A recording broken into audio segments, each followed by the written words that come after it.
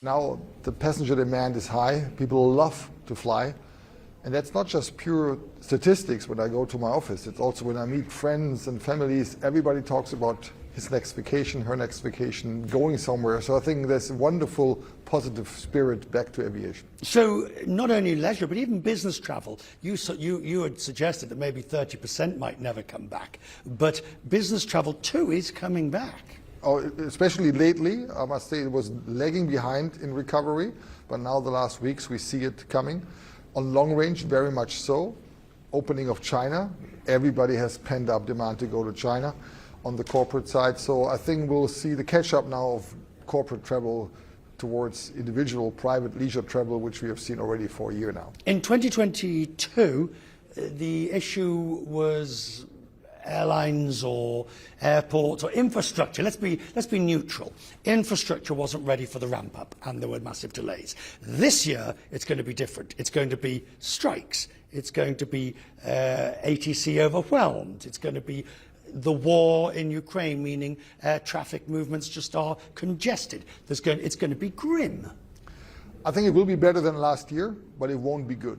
And indeed, for partly new reasons, and partly the same. There will be staff shortages at the airports, and especially at service providers at the airports.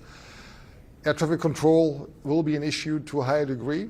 20% of European airspace is blocked by the terrible events in Ukraine. Huge NATO maneuvers happening in June, taking up big parts of our airspace.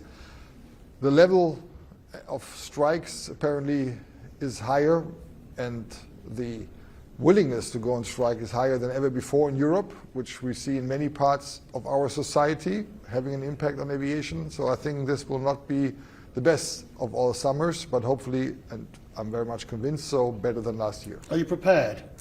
Well, in terms of Lufthansa, we're doing all the homework we can. We're hiring 1,000 people per month, which is unheard of also for our company, in the cabins, in the cockpits, in ground crews, in the various airlines we have in the group, in the various hubs we operate in the group, yes.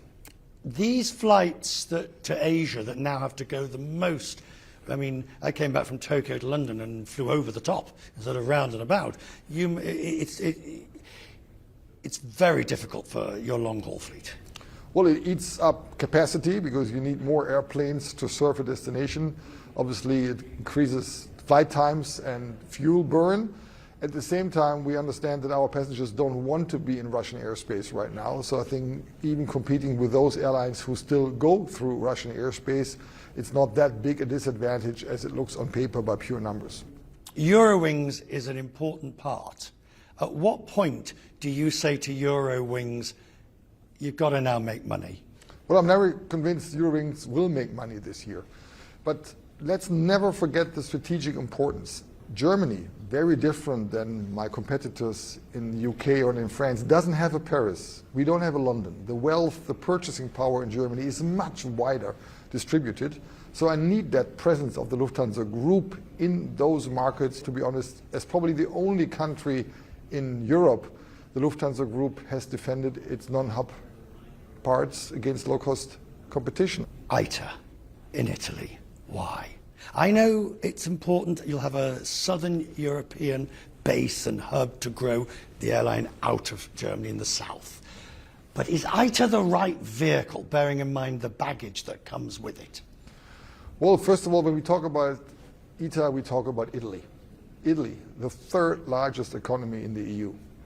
Italy, the third largest aviation market in Europe after the UK and Spain.